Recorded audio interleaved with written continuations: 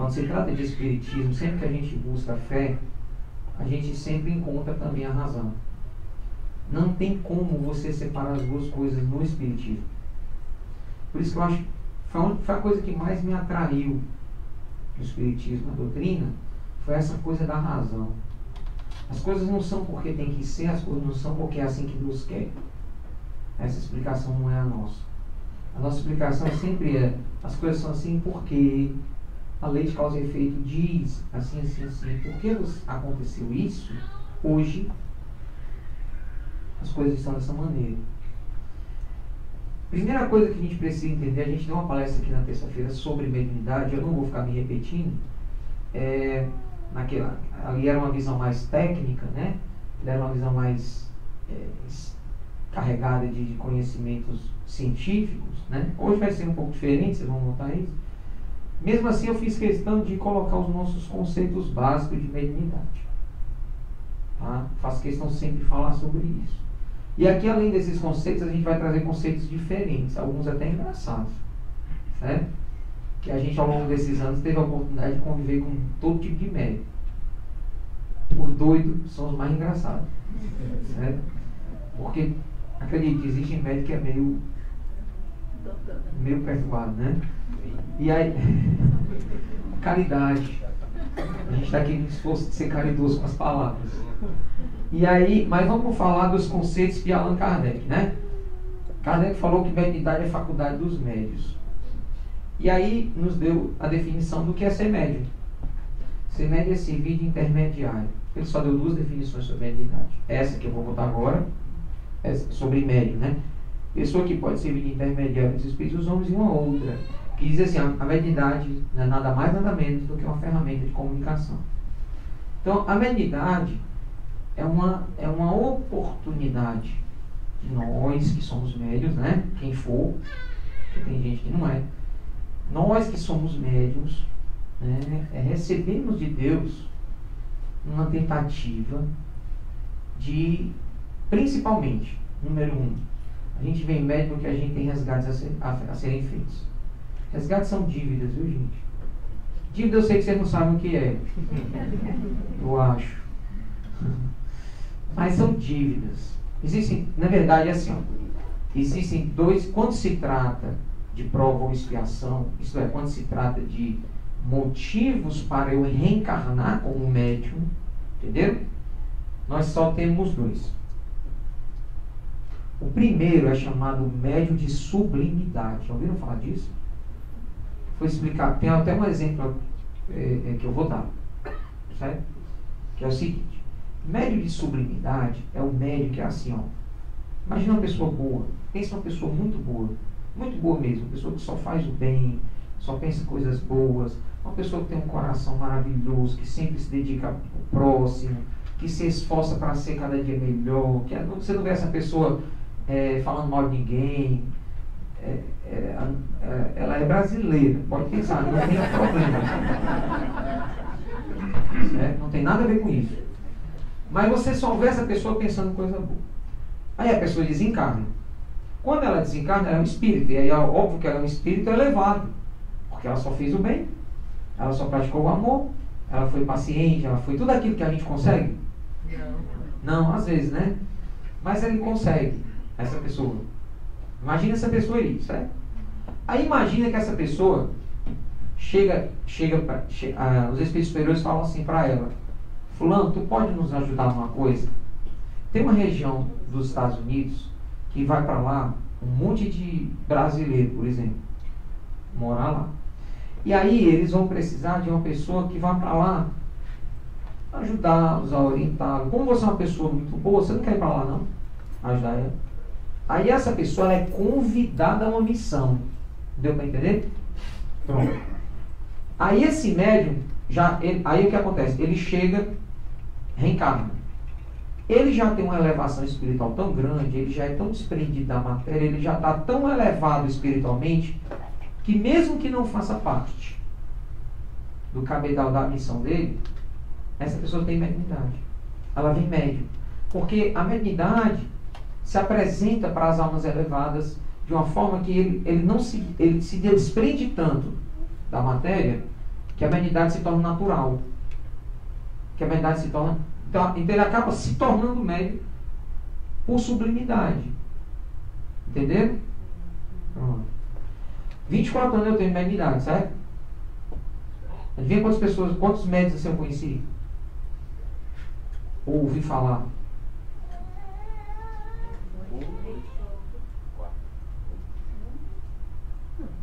Em 24 anos. Agora eu vou falar o outro lado da moeda. Tem gente que é tão ruim. Tão ruim, tão ruim, tão ruim, tão ruim. Tão ruim que vem médio. Aí eles vêm médio para poder fazer o bem. Porque foram ruins. Aí eles vêm com a mediunidade. Aí a mediunidade nunca vem aquela mediunidade em equilíbrio. Aquela coisa equilibrada. Sabe? Aquela coisa sadia. Perturbação, doença. Aí faz a lista aí, ó, fibromialgia, é uma fibromialgia que nunca tem fim. É um ardor que tem do nada, eu vou no médico, não tem nada. Minha cabeça, convulsão, tem uns que tem ataque epilético. Vai no médico e não tem nada. É mediunidade. Não estou dizendo que todo ataque epilético é mediunidade, mas acho que tem muita gente aí que está tomando convulsivo porque não quer tratar, não quer equilibrar a mediunidade. Aí a pessoa tem o que nós chamamos de mediunidade de prova. Esses não são missionários. Esses são devedores.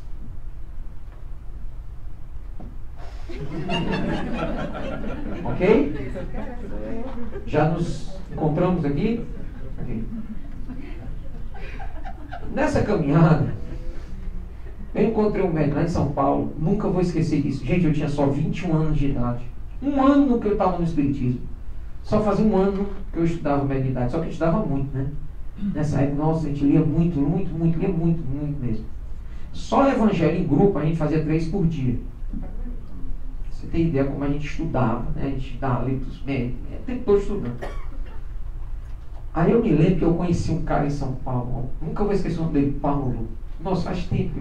Faz 23 anos atrás, 22 anos atrás.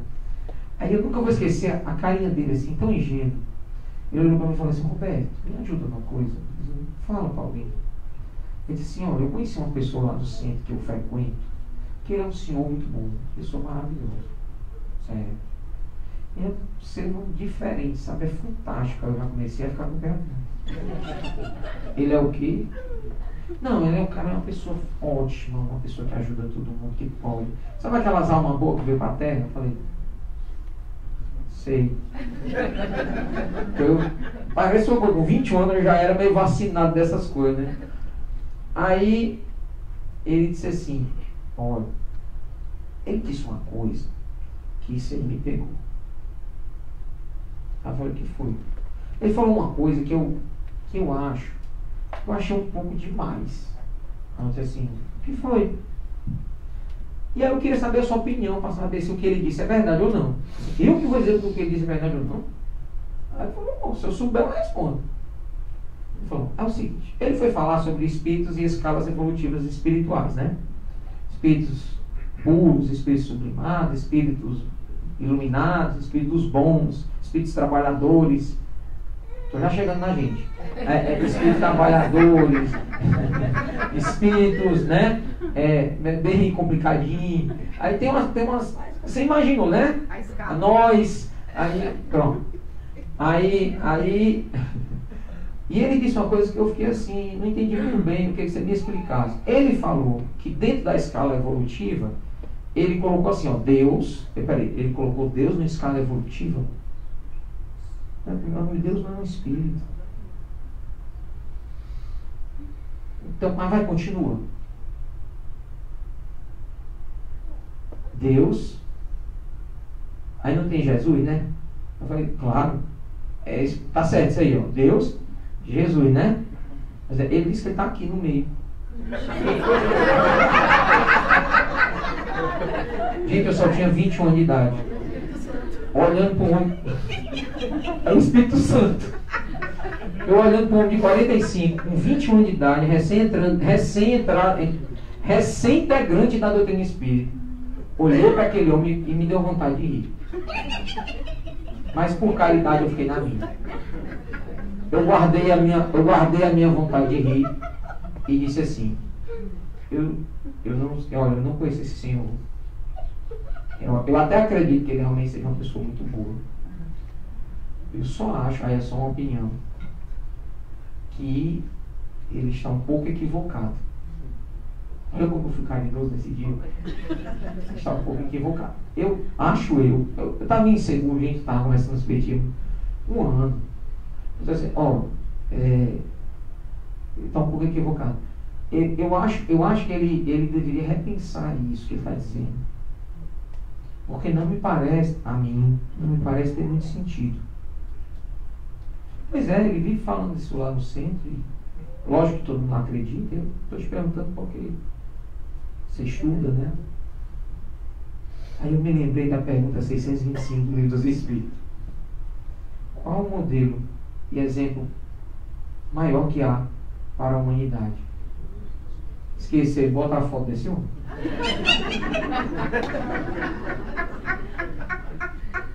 Porque a resposta que os espíritos superiores deram a Kardec, a seguinte resposta: acredito que é equivocados, porque não conhecia esse senhor.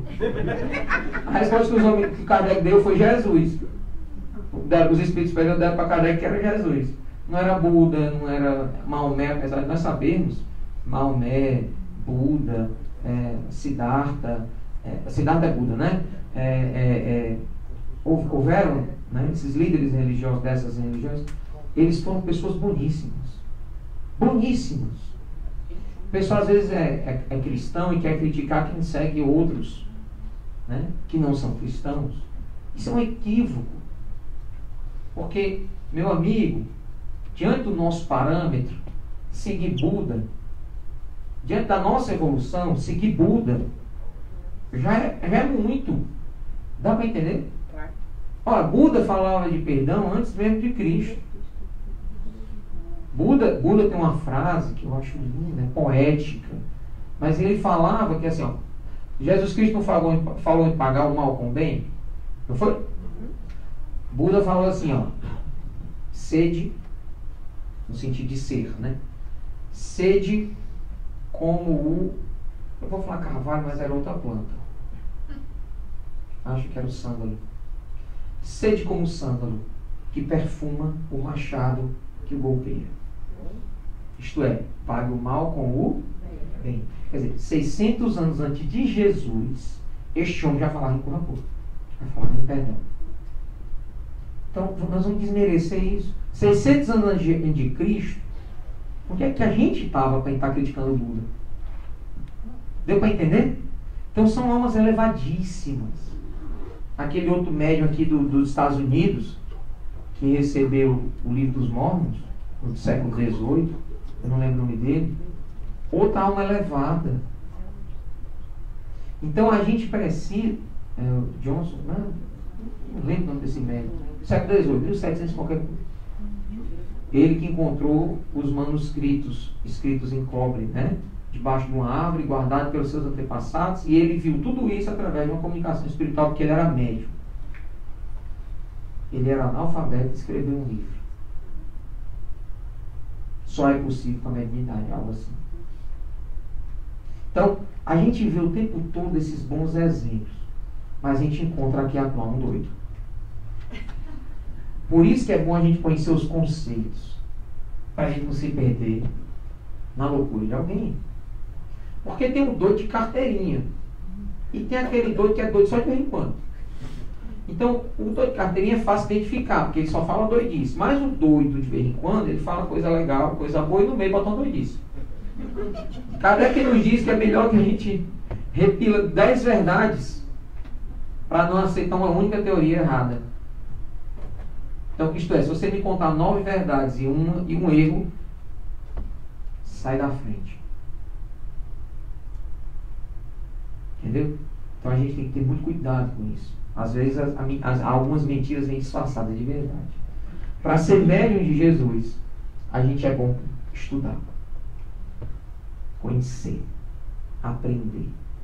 Roberto, é só ter boa vontade. Não. Não, sabe por quê, meus amigos? Porque os desafios são enormes. E aí só a boa vontade, em alguns momentos, ela diminui. Ela acaba. E aí você desiste. Tem que ter muito mais do que boa vontade. Você tem que ter, como os próprios Espíritos colocaram, vontade. Que é diferente. Não é só estar disposto, não. É meter a mão na massa. Certo?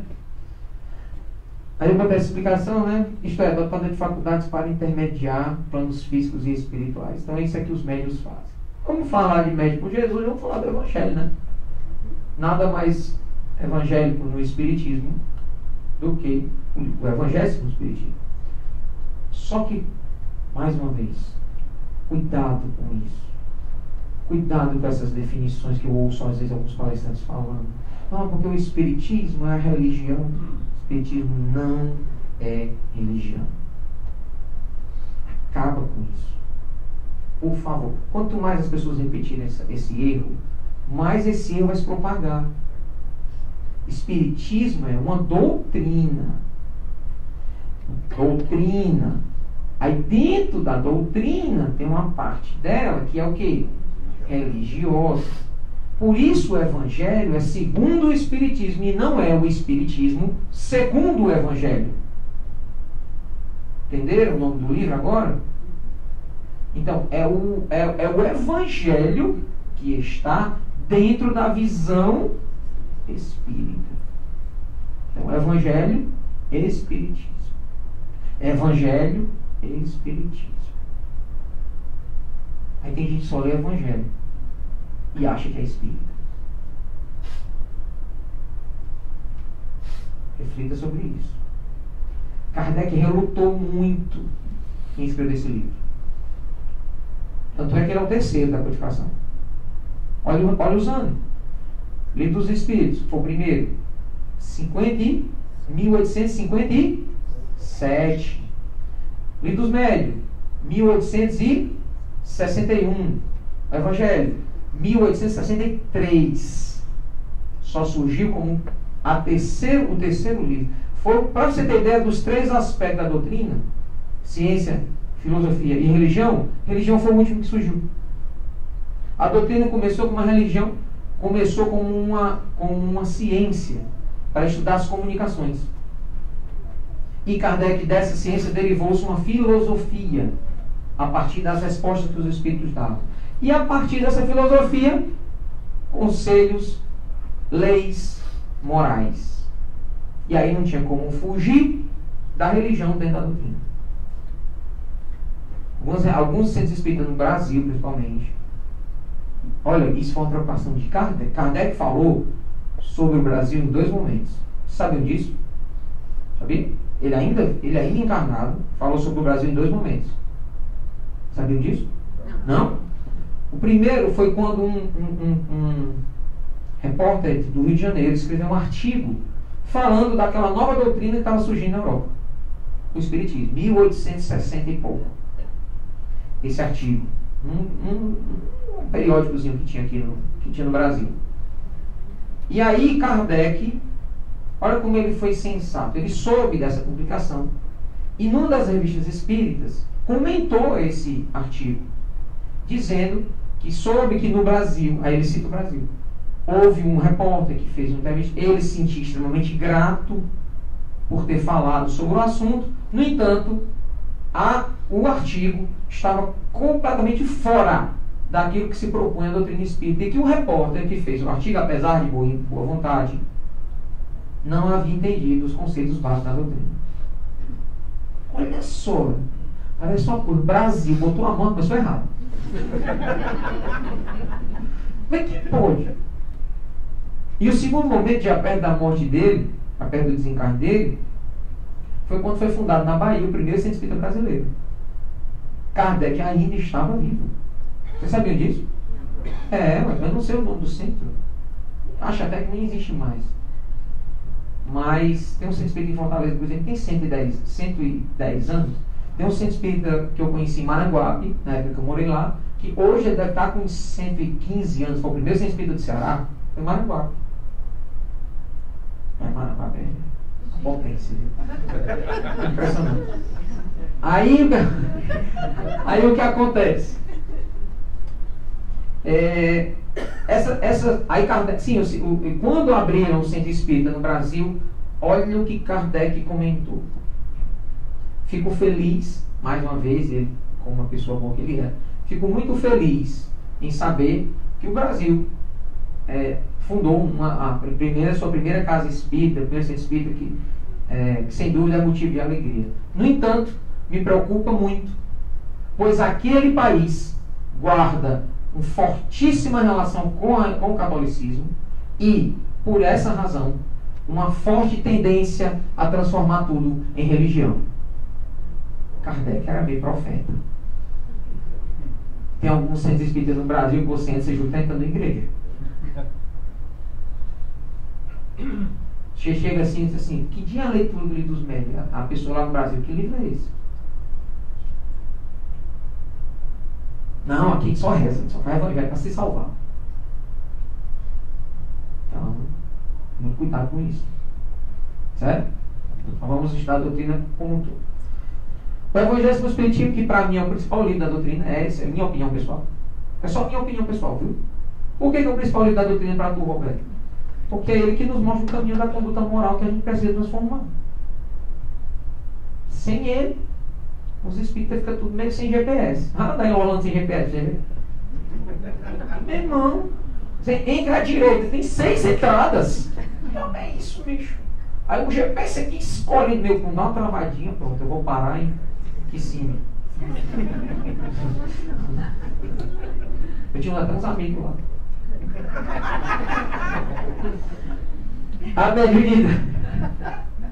A mediunidade é coisa santa que deve ser praticada santamente, religiosamente. Olha só, Kardec, o cientista por natureza, o filósofo por natureza, o pensador por natureza, dizendo que aquilo que ele, no livro anterior, que era o Livro dos Médios, que ele categorizou, conceituou, fez tudo de forma bem cientificada, agora está dizendo que tudo aquilo que ele ensinou de forma cientificada, conceitual, dividiu a mediunidade em 2 grupos, grupo de médios de efeitos físicos, médio de efeito inteligente, médio de efeitos físicos, médio de efeito inteligente, aí deu as definições da mediunidade, 80 e tantos tipos de mediunidade ele colocou no Livro dos Médios. Tudo conceituadinha, definida, mediunidade de cura, tem um capítulo inteiro sobre mediunidade de cura, aquela que o pessoal diz que não gosta. Até ficar doente. Aí, ele agora está dizendo, no terceiro livro da codificação, o seguinte: o conhecimento da mediunidade é uma ciência, a sua prática é uma religião. Entenderam a diferença? Por isso que o nome dessa palestra é Mediunidade com Jesus. Ó, se o Espiritismo é uma doutrina cristã e a mediunidade é uma prática religiosa, só dá para ser médium espírita se seguir o Evangelho. Então tem que conhecer o Evangelho. Roberto, então peraí, o que é desenvolver a mediunidade? É desenvolver as capacidades mediúnicas e ao mesmo tempo desenvolver a moralidade do médium. Tem que fazer as 2 coisas ao mesmo tempo. Também estaria errado a gente estudar só livros dos médiuns. Eu sou médium, eu vou estudar livros dos médiuns. Está errado. Porque não vai compreender. Se bem que o livro dos médiuns já guarda alguma coisa de conduta moral. Mas o principal orientador moral que há no Espiritismo é o Evangelho. E aí ele diz, ó, se há um gênero de mediunidade que requer essa condição da religiosidade, de modo ainda mais absoluto, é a mediunidade curadora. Lembra do povo ruim que vem médium? Lembra? Os médios de prova. Ah, tu errou demais. Menino, tu errou demais. Vai reencarnar. Vai ser católico. Vai tentar fazer o bem. Aí erra tudo de novo. Menino, agora tu vai se ler no Evangelho. Aí erra tudo de novo. Menino, não sei o que. Menino, pelo amor de Deus, não te aguento mais. Vai ser médium. Aí a pessoa vem médium. Aí errou de novo. Não, meu filho, para você só tem um jeito. Vai ser médium agora, ele fez o físico. É o único jeito de você se salvar. Erra de novo. Erra e erra de novo. Que porra.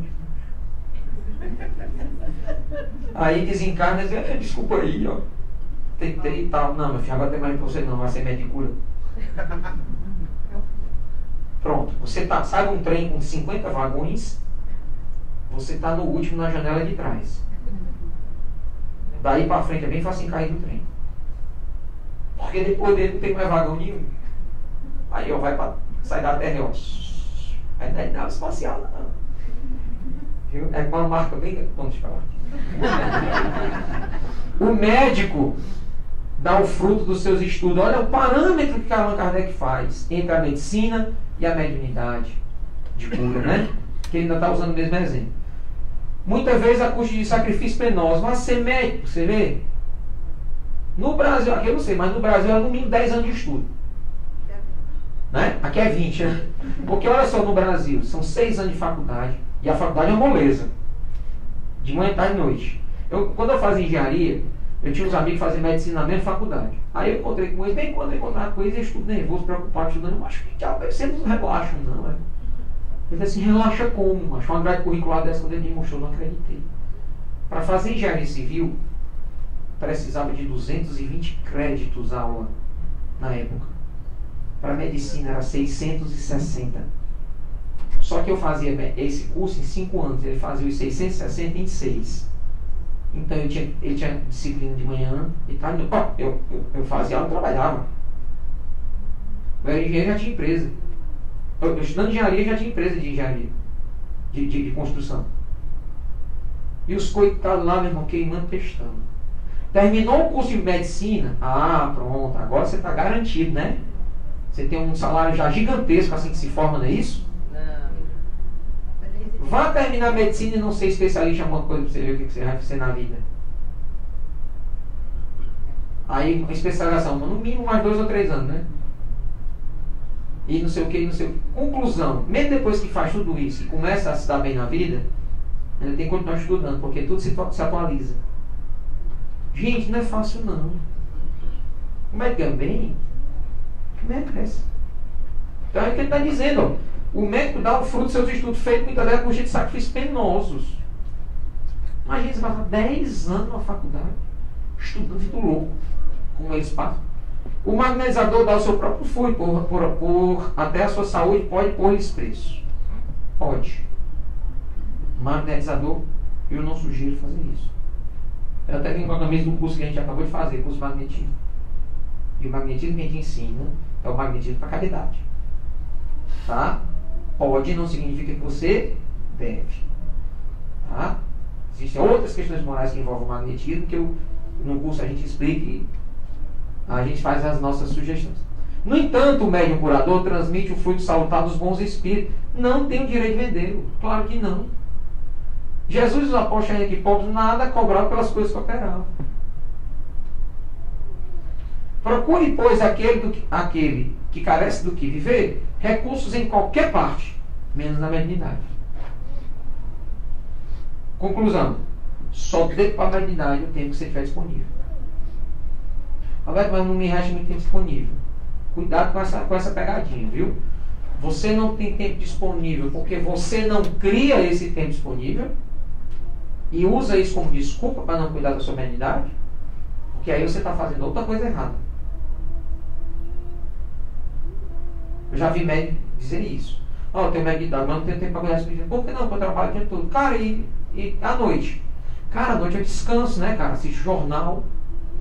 Deixa eu te contar a história de um amigo meu mineiro. Ele trabalhava todo dia, o dia todo.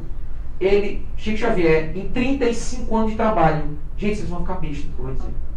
Nunca teve um dia de falta. Nem falta justificada. Nem por doença. Nunca ele faltou ao trabalho. Em 35 anos. Ele chegava em casa à noite, depois do trabalho ele ia para o centro espírita. Às vezes chegava em casa 8, 10 horas da noite, 11 horas da noite, às vezes meia-noite. Teve uma época que ele chegava em casa 2 horas da manhã. Aí ele ia jantar e sentava para psicografar. Ele começava a psicografar às vezes meia-noite e acabava a psicografia 8 horas da manhã, 7 horas da manhã, que era o horário dele acordar. O sono dele tinha sido ficar em transe mediúnico. Muitas noites. Como é que se psicografa 9 livros num ano? Cadê o livro dele que estava aqui? Gente, Olha o tamanho dessa onça. 9 desses por ano. Um ano. Então ele tinha um mês para fazer isso aqui. Aí editoração, revisão, não sei o que, não sei o que. Transformar os papéis escritos à mão. Que hoje não tem mais nem psicografia, tem digitografia, né? Os espíritos já digitam no teclado. Daqui a pouco tem espírito. É o que eu acho natural. Digitografia, né? Os espíritos digitando. Então, não lhe consagre se assim for preciso, se não tem que materialmente possa dispor. Olha só o que ele diz mais. Os espíritos levarão em conta o seu devotamento. Está havendo devotamento do médico que quer ficar em casa de noite assistindo televisão? Desculpa, não tá não, gente. E eu tenho propriedade de estar falando isso, viu? Eu perco muita coisa da minha... Perco não. Eu decidi abrir mão de muita coisa da minha vida material para estar aqui. Na presença, por exemplo, dos meus 3 filhos, eu tenho uma filha de 8 anos. Uma de 12 e outra de 20. É exatamente a altura da onça, viu? Do bichinho.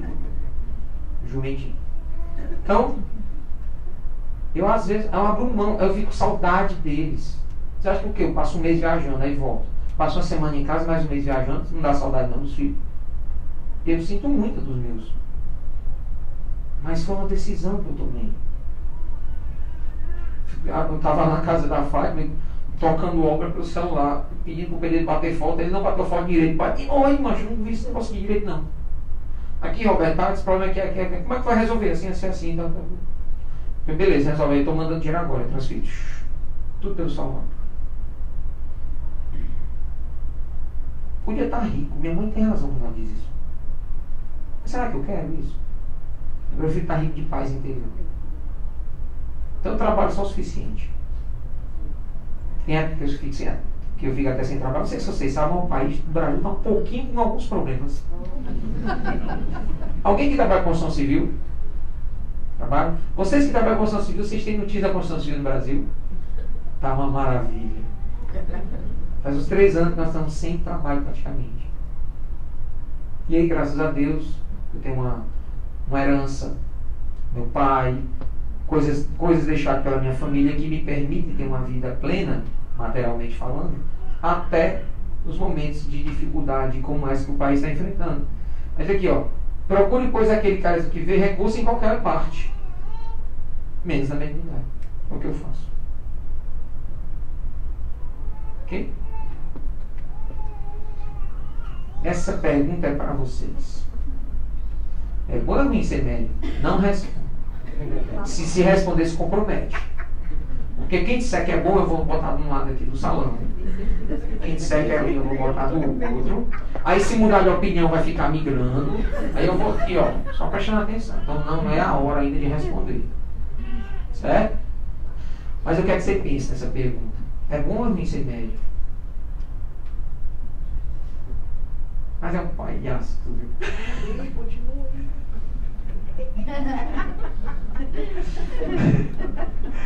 Tipo de médium, já apareceu a foto do Marcelo aqui, viu? Gente, essa classificação que eu falo, eu falei para vocês que essa palestra é uma palestra mais leve. Então, o que vocês vão ver aqui, vocês não vão ver lugar nenhum, viu? Tipo de médium que eu vou botar aqui, fui eu que criei. Tá? Foi uma estatística criada por mim, adoro criar estatística. Para mim é um ótimo. Eu só não fico falando que elas são verdades, né? Mas eu adoro. Então vamos lá. Tipo de médium. Médium de tipo de espíritos específicos. Ah não, eu só recebo espíritos superiores.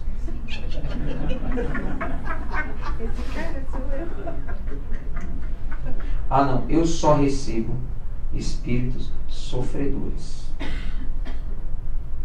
Cuidado com isso. Olha só. Médium é médium. A gente não tem que estar escolhendo nada. Às vezes acontece, por exemplo, médiums, eu sei que aqui tem médios de reuniões mediúnicas. Então é muito comum você estar na reunião mediúnica e você perceber que determinado médium, ele tem uma tendência, até natural, de que através da mediunidade dele, geralmente vem mais espíritos sofredores. Por exemplo. Tá?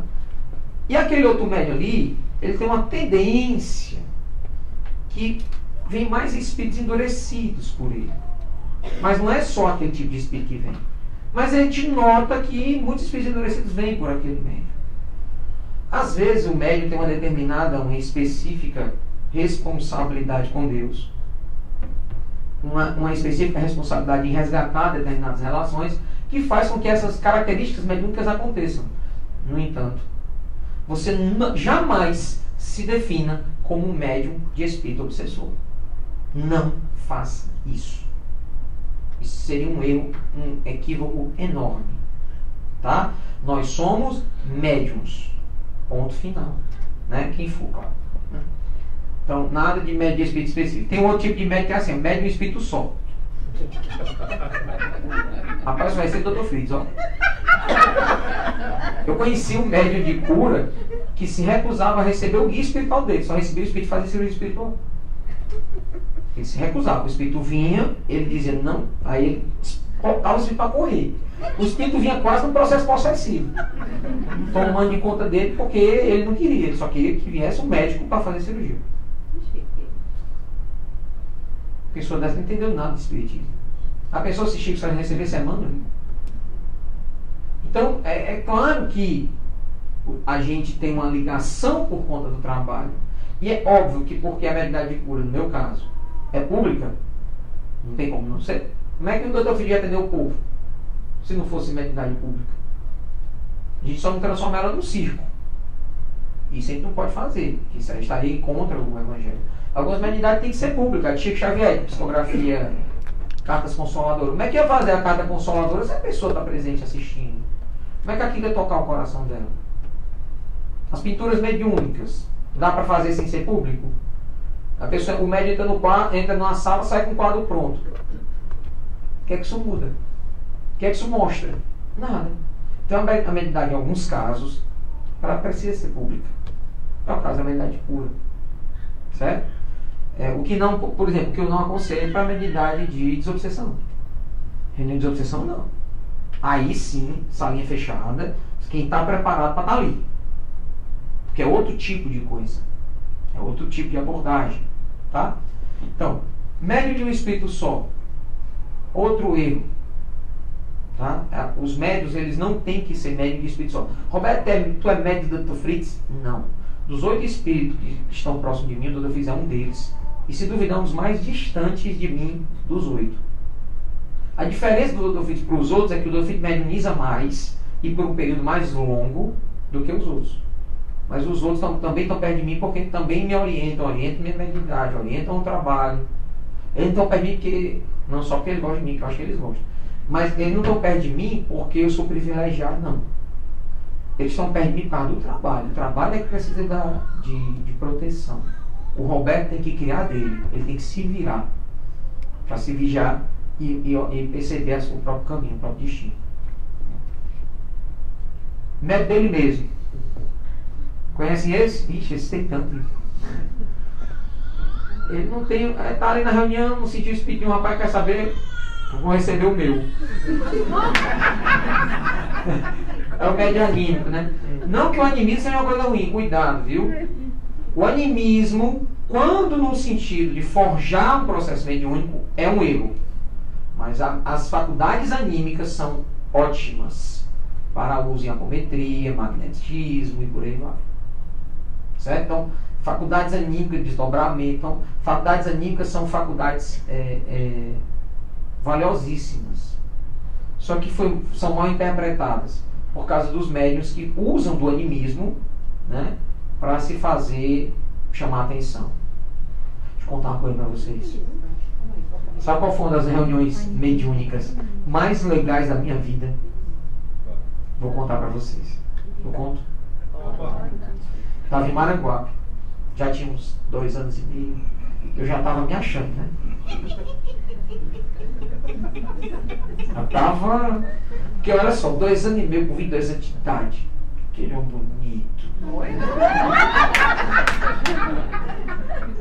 Chamando a atenção, médium de cura, faz cirurgia, querendo gastar.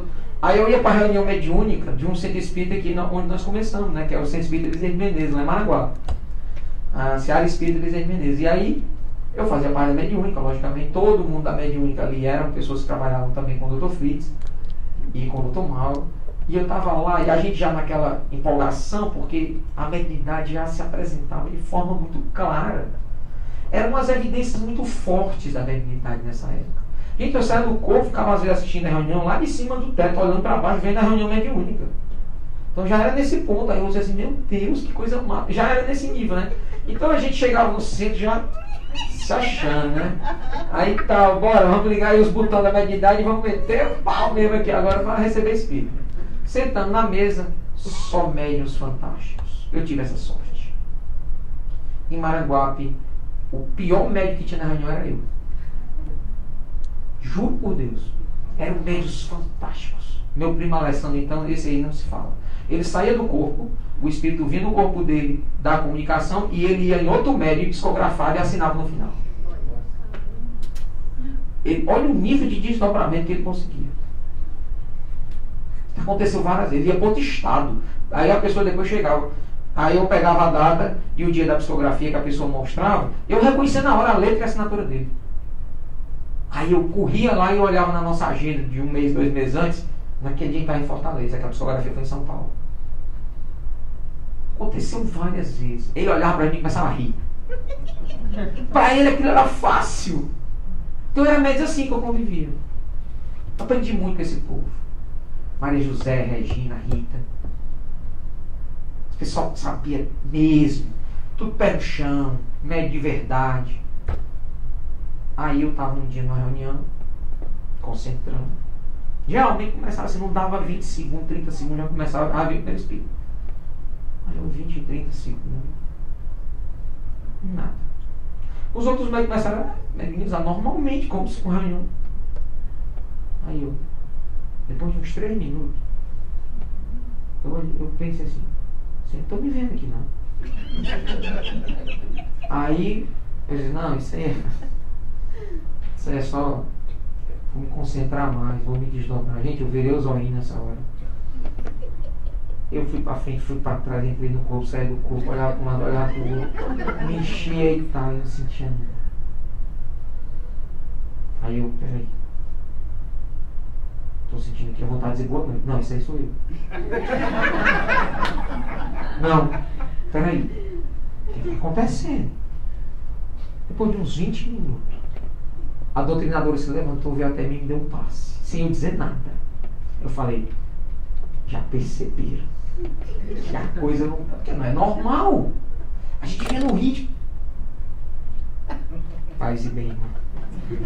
A gente vê no ritmo muito alucinante de trabalho. E eu falei, meu Deus, o que está acontecendo? E eu, aquele negócio, nada concentrava, nada concentrava, nada. De uma hora para outra. Aí ela veio lá e deu aquele passe. Eu falei, pronto, é agora. Aí eu comecei, olha o que a vaidade faz, né? Olha o que a vaidade faz. Já sei por que está demorando. É um espírito superior. Rapaz, a gente não presta aqui, viu? Eu digo assim, médico não presta, o pessoal quer correr de mim. Vai confiar em médico? Confie. Confie pra você ver a decepção. Aí deve ser isso. Será que é dizer bem? Não, pela demora nele não. É alguém mais de cima. Meu irmão já estava do jeito que eu disse assim, pronto, se vier Jesus, o dia é hoje. Ou até melhor, se vier aquele cara lá de São Paulo. Aí eu sei que teve uma meia hora de reunião, 40 minutos de reunião, gente, eu suava.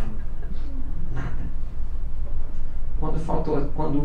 Quando a doutrinadora disse o primeiro médium, pela primeira vez, olha, não se concentre. Esse médium já tinha dado umas 5 ou 6 comunicações. Não se concentre mais não. Que já está aproximando o final da reunião. Faltavam uns 15 minutos para acabar. Nessa hora me deu um pânico. Eu fiquei em pânico mesmo, um nível de ansiedade altíssimo. Aí eu disse assim, cara, só para não passar em branco, eu vou fazer algo que eu nunca fiz. Eu vou receber o mesmo. Eu pensei, né? Aí eu me lembrei de uma frase que meu primo vivia dizendo. Vivia repetindo isso para mim. E ele falava isso com tanta propriedade que eu pensei, ele deve ter razão. Ele dizia assim, ó. Jamais, em nenhuma hipótese, sobre nenhuma circunstância, sobre nenhuma justificativa, minta a respeito da sua mediunidade para os outros, mas principalmente para você. Porque depois da primeira mentira, você nunca mais saberá o que é a verdade. Sabe o que eu fiz nessa hora? O que eu devia ter feito no começo. Me resignei. E disse para mim mesmo, eu sou servidor do Cristo. O Cristo decidiu que hoje eu não vou servir. E eu tenho que ter humildade para aguentar isso. Como um homem ou como um moleque. Nessa hora meu coração se acalmou. Terminou a reunião. Eu olhei para o meu primo. Falei, que reunião maravilhosa. Mas a vontade era de chorar. E ele disse assim, e você, hein, passou no teste. Aí foi a confirmação. Não minta.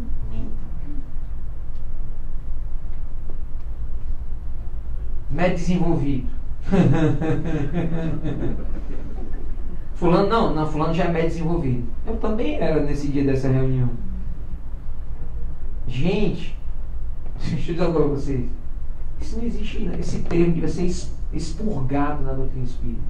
Médio desenvolvido. Porque ele vai contra a orientação do próprio Cristo. Vigiai e orai. Se eu sou desenvolvido, eu vou me relaxar. É? Quem aqui é motorista desenvolvido? Levante a mão. Motorista, bem desenvolvido. Relaxa e começa a passar no sinal vermelho para tu ver.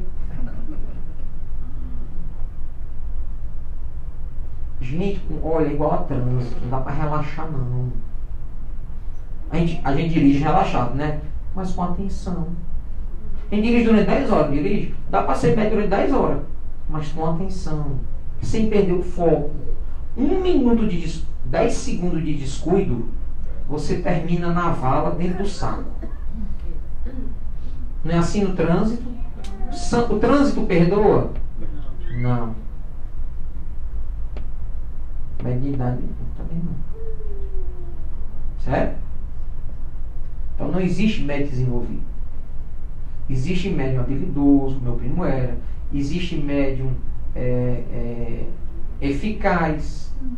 Existem médios com maior eficácia do que outros. Isso é normal. Agora, não existe médio desenvolvido.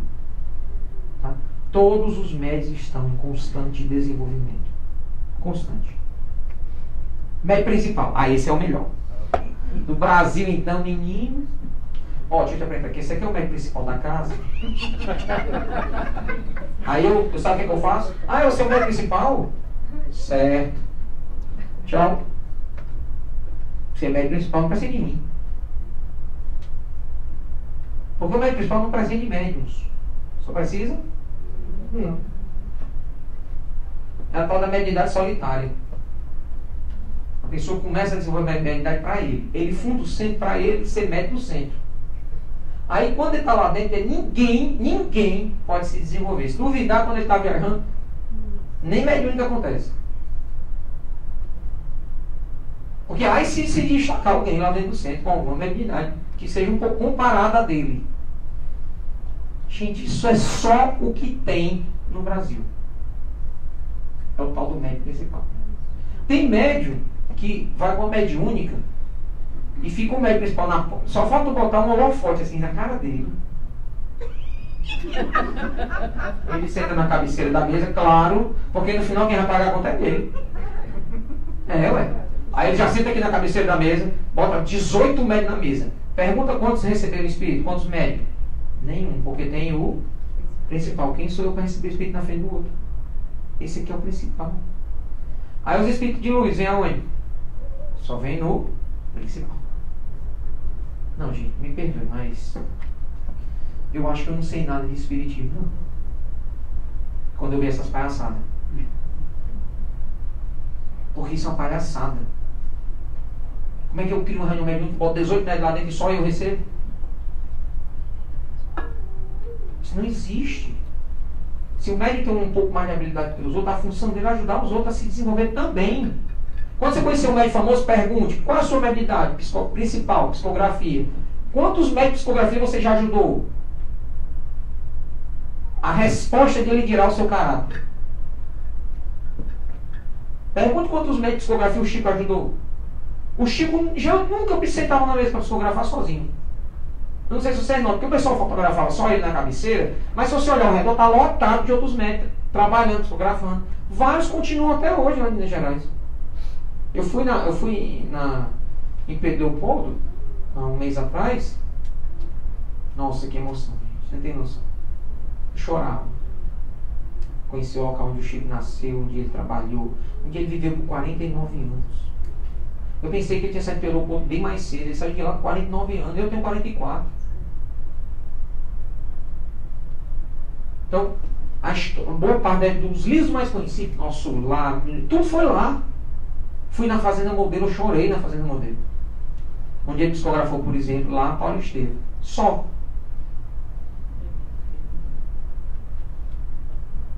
Coisa mais linda aquilo aí. Né? Fizeram um museu lá na Fazenda Modelo, lindíssimo, vão conhecer, vale a pena. Então, não existe. O Chico, até médium que não era psicografia, ele tentava ajudar. Eu contei isso na palestra passada, que ele tentou ajudar 3 médicos de cura, só conseguiu ajudar o Berbel. Os outros 2, que foi Arigó e o Antônio Pedreiro lá de Palmelo, não serviu de nada. Não conseguiu ajudar. Tentou orientar, conversou e tal. Não quer. A pessoa não quer, não tem jeito. O médio é bom esse aqui, ó. Médio bombril. Por quê? 1000 utilidades. Médio é assim, ele tem que chegar, limpar o centro espírita, arrumar as cadeiras. Ele tem que ser sempre um exemplo de humildade. Ele não tem que estar sendo exemplo de pessoal, tem gente que só falta estender tapete para médico passar. Pelo amor de Deus, eu faço isso não. Gente, para de idolatrar médico. Eu já pedi isso na outra palestra, eu pedi de novo. Médico é devedor. Só conheci um, já é o nome dele. Que não era. E aí, é bom ou ruim ser médico? Como é que tá a opinião? Tá a mesma? Hein? A carinha aí tá assim, ó. Motivo da queda dos médios. Deixa eu ajudar vocês. Motivo da queda dos médios. Vixe. Meu relógio quebrou, gente. Desculpa. Olha só a primeira que eu botei. Só para fazer você pensar. Vaidade. Esse aqui é o motivo da queda dos médios. Inveja. Ele é bom, os outros não podem ser. Por exemplo, eu fico feliz quando eu vejo um médico de cura começando um trabalho de serviço espiritual. Acabou de acontecer no Rio Grande do Sul.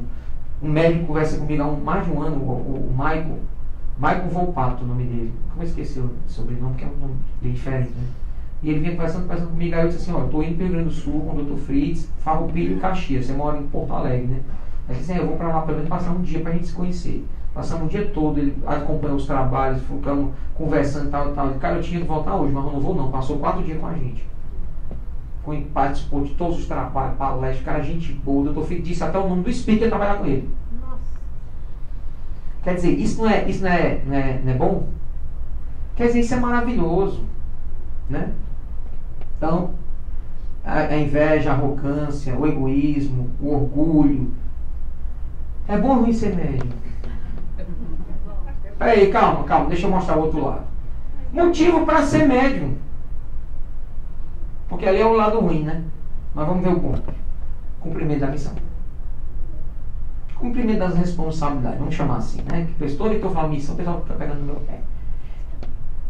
Emmanuel disse, através de Chico Xavier, eu sei dessa psicografia, que o médium não é missionário. Não estou falando disso, não estou dizendo que o médium é aquele cara bondoso que recebe a missão, vá para a terra fazer o bem. Não é assim. O médio é tirado das trevas, venha pra cá, vai ser médio, porque não tem outro jeito. Não é isso que eu vivo repetindo? Então a missão no sentido de responsabilidade, de tarefa a ser cumprida. Deu para entender? Ok, nesse sentido. Renovação da fé pessoal e coletiva. Nossa, como eu renovo a minha fé e como o trabalho feito através de mim, que o Dr. Fritz faz, renova a fé das pessoas. Isso é maravilhoso. Como o Chico desenvolveu a nossa fé, né? Felicidade da jornada, gente, é bom demais. A gente conhece cada figura nessas viagens. Tem uns que chegam sem espírito, uma bermudinha curtinha, perninha de fora, camisa bem apertadinha.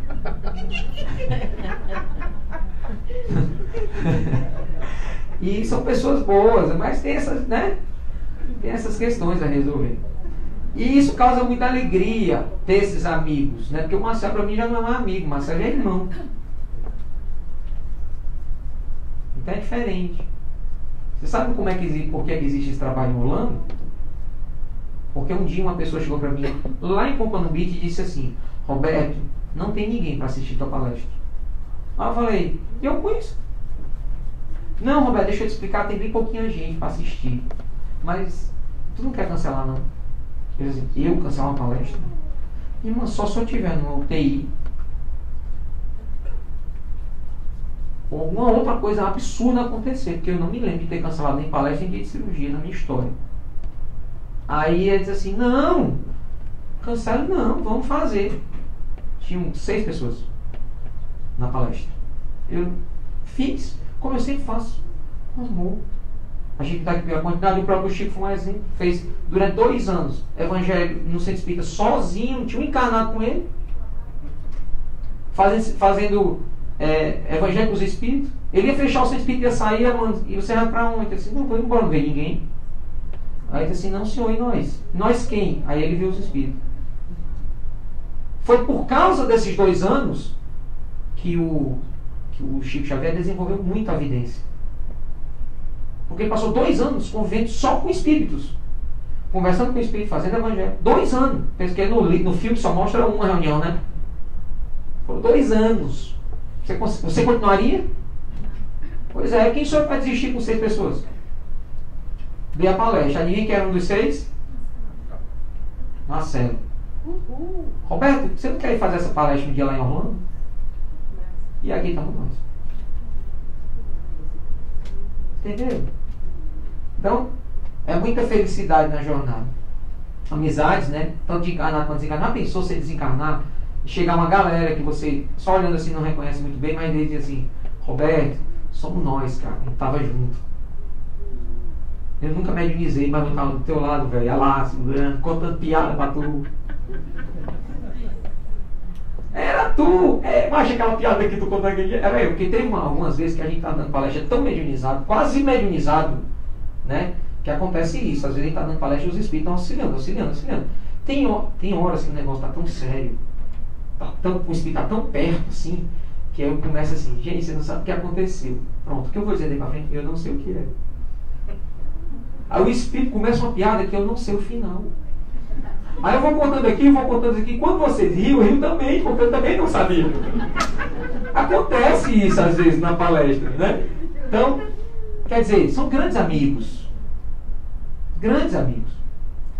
Motivo para ser melhor, como tem coisa, a oportunidade expiatória. Pagar dívida. É divino isso. É maravilhoso. Evolução pessoal? Aprendendo com os bons espíritos. Ontem o Dr. Fritz deu uma conversinha aí de uns 20 minutos. Um monte de gente me deu feedback massa. O Roberto foi meio doloroso, mas foi massa. Às vezes aprender com os espíritos bons, né? Praticar a caridade, que é o lema maior da nossa doutrina. E aí, gente, é bom ou ruim ser médio? Deixa eu falar a resposta certa. Depende. Depende do que você faz com a sua mediunidade. Ser médio é bom quando você usa ela para o bem. É igual dirigir. Se você dirige com prudência, com carinho, com atenção, você é um bom motorista. Agora, se você abandona tudo isso para arrogância, prepotência, mesquinharia, egoísmo, inveja, como é que seria o trânsito? Então, é ruim ser médium? Depende. Característica do médium de Jesus.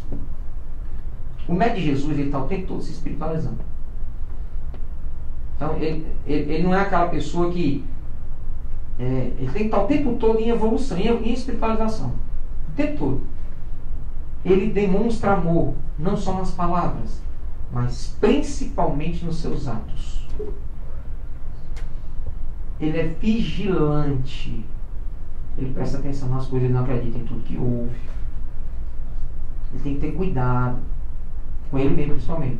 Ele tem que ter compaixão, ele tem que olhar para a dor do outro e tentar socorrer. Ele tem que ser abnegado, porque não é fácil ser médium. Vale a pena, mas não é fácil.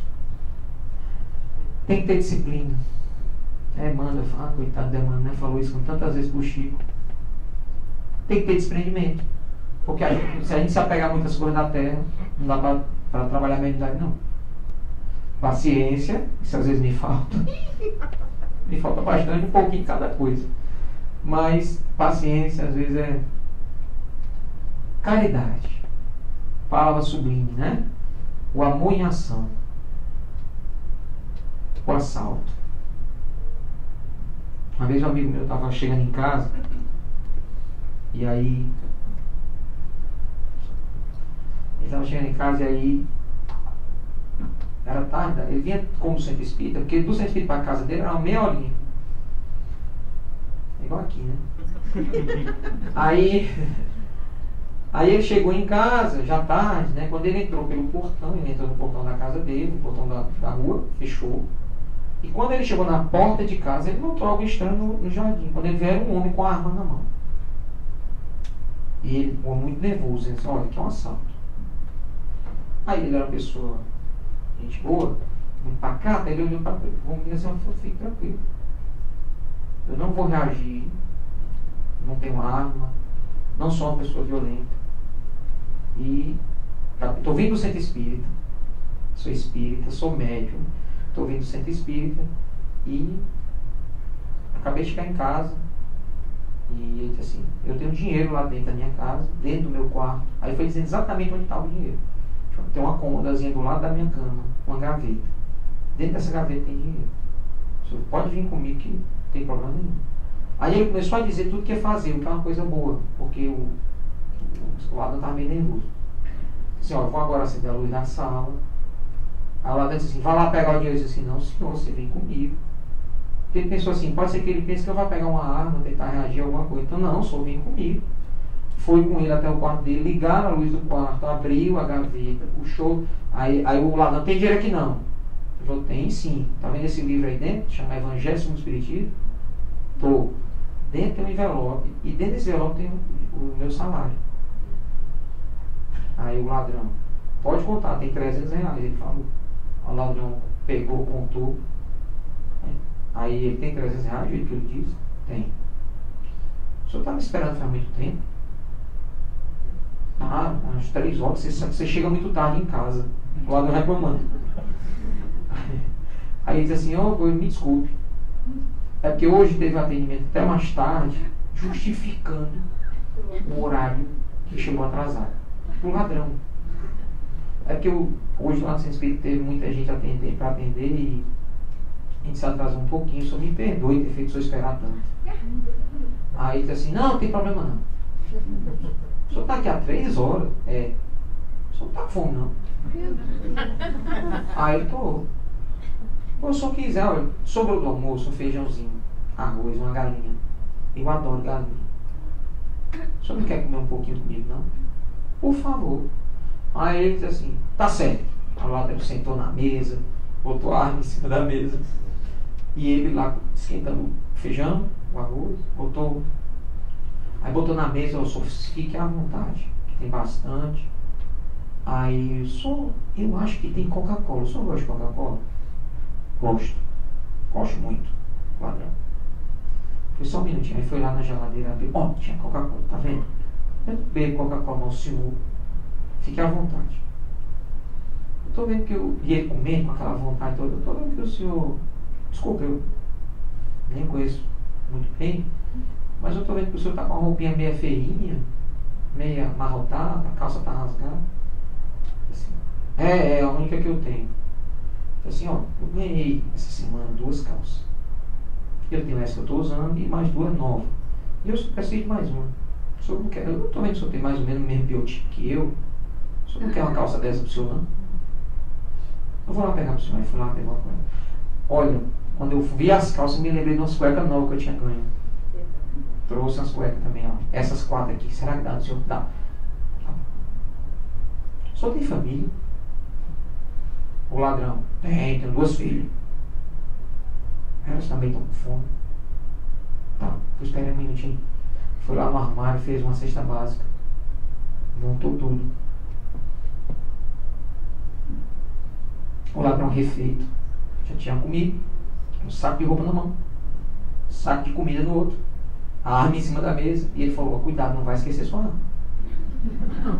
Aí o ladrão pegou a arma, botou no bolso. Pegou o saco, dinheiro no bolso. Saco, dinheiro tudo. O senhor já vai embora? O senhor não quer ficar mais um pouquinho? Porque ele já estava conversando, batendo papo com o ladrão. Aí ele disse assim, não, eu tenho que ir, que já está amanhecendo o dia e eu não posso ficar aqui muito tempo mais. Ele, tá bom, como é que o senhor vai sair da minha casa? Ele disse assim, do jeito que eu entrei, pulando o seu muro. Aí eu falei, não faça isso. Se o senhor pular meu muro, o senhor pode se machucar. E outra coisa, se alguém ver, vai pensar que o senhor é ladrão. Está aqui a chave da minha casa. O senhor, por favor, saia, tranque o portão por fora e joga a chave por cima do muro, que amanhã eu procuro ela no jardim e encontro. O nome do ladrão eu não me lembro. Certo?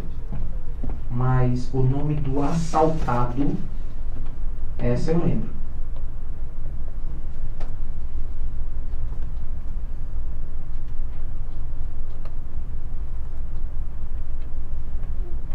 Só um minutinho.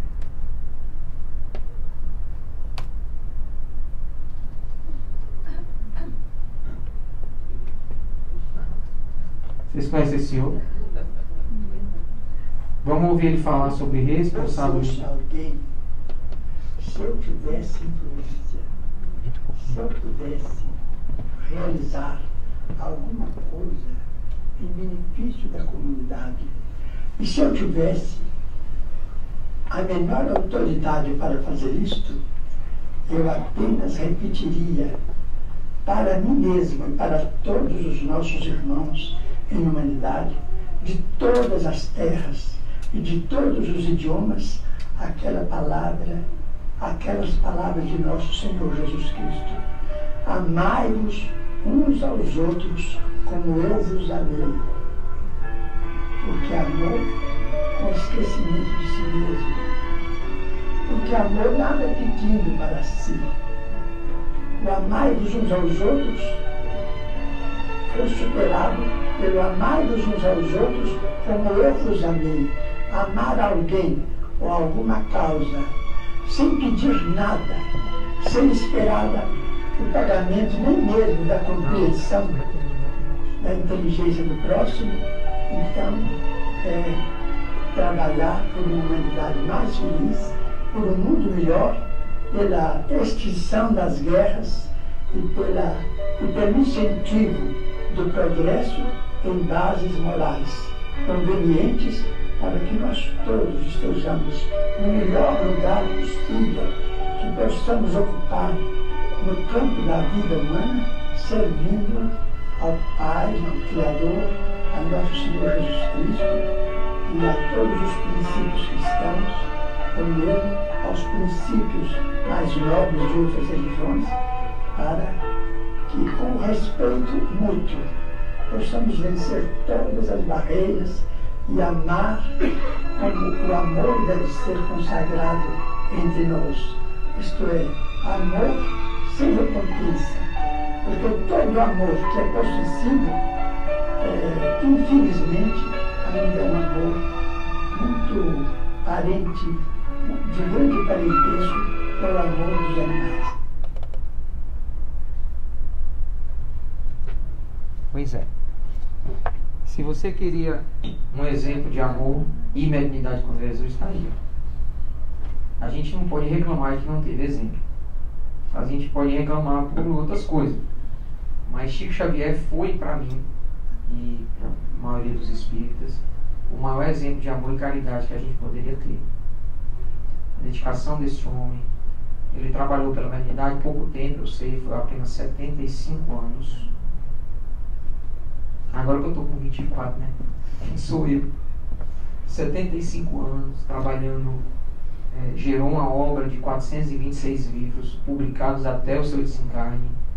Afirmam que possui ainda aproximadamente mais 30 ou 40 livros que ele deixou, que ainda não haviam sido publicados.